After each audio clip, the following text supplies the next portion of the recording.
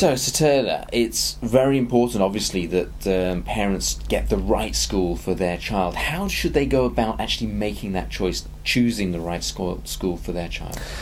That is the big question. Now, I can't give a definitive answer for that because, as you rightly said, it has to be the right school for that child, and the parent is the expert on their child and what will suit their child, because what is the right school for one child may not be the right school for another, and not only for academic reasons but also for other reasons. So these are some of the points for parents to consider in making their decision.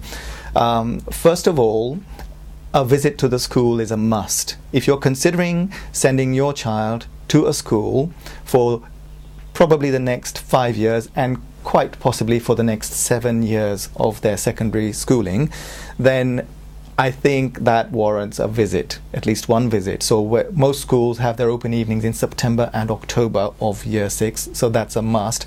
And many of them also have open mornings or open days, and that also is a must for any school that a parent is seriously interested in. Now, it's not enough just for the parents to visit the school, but also for the child to visit the school, because that child will spend quite possibly the rest of their childhood in that school, and it's a place where they should feel like, yes, they could feel at home, they could be happy in this place.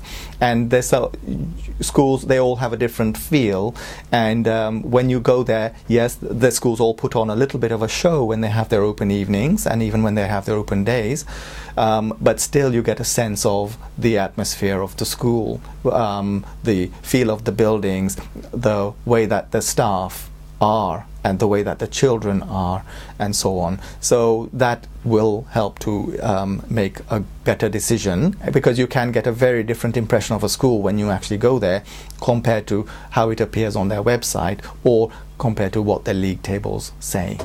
So that's very important, and I would say that's the most important thing. And then I mentioned league tables. I think that's a relatively minor reason. That's a personal view, though.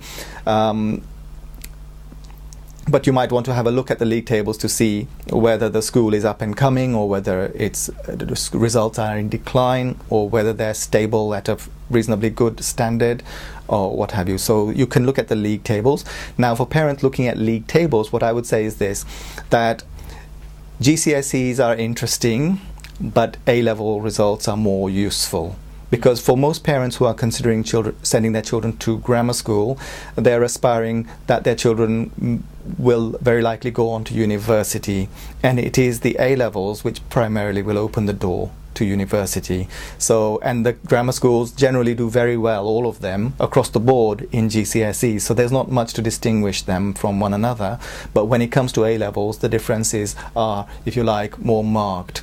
And you might also want to look at the choices of A-level subject, because your child may already have some idea what kind of career they want. It's unlikely, but if they do, then at least you know that they can get to do a full range of A-levels relating to their subject if they wish to. So that's another consideration. And another consideration which is really important, again going back to this thing that they may actually spend 7 years in this school, is the logistics.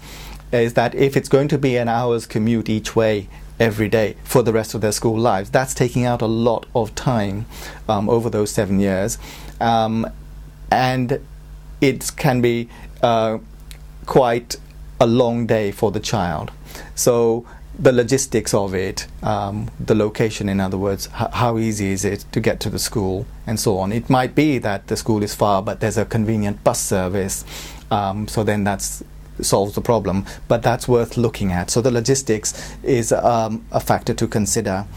The other criterion you might like to consider is if you do know anybody who has sent their child to the school, whether it's a friend, a relation, some parent at the school, you can ask them about their experience, because they'll have an insight into the school in a way that you won't really get from any other source.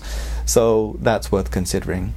So in summary, I would say there are 4 main considerations, and the priority order, I think, is down to individual parents, but one of them is the impression you and your child get when you visit the school. Second is the logistics of getting your child to and from school, bearing in mind that could be for 7 years, week in, week out. A third one is recommendations from parents or feedback from parents who have sent their children to that particular school, and perhaps from the children themselves of their experience. And finally, league tables. And if you do look at league tables, I would suggest that the A-level results are actually more useful than the GCSE results. And if you'd like to find out more about the courses available, or just have some questions about the 11 Plus, then give Sir Tailor or one of his colleagues a call on the number provided through the Contact Us button.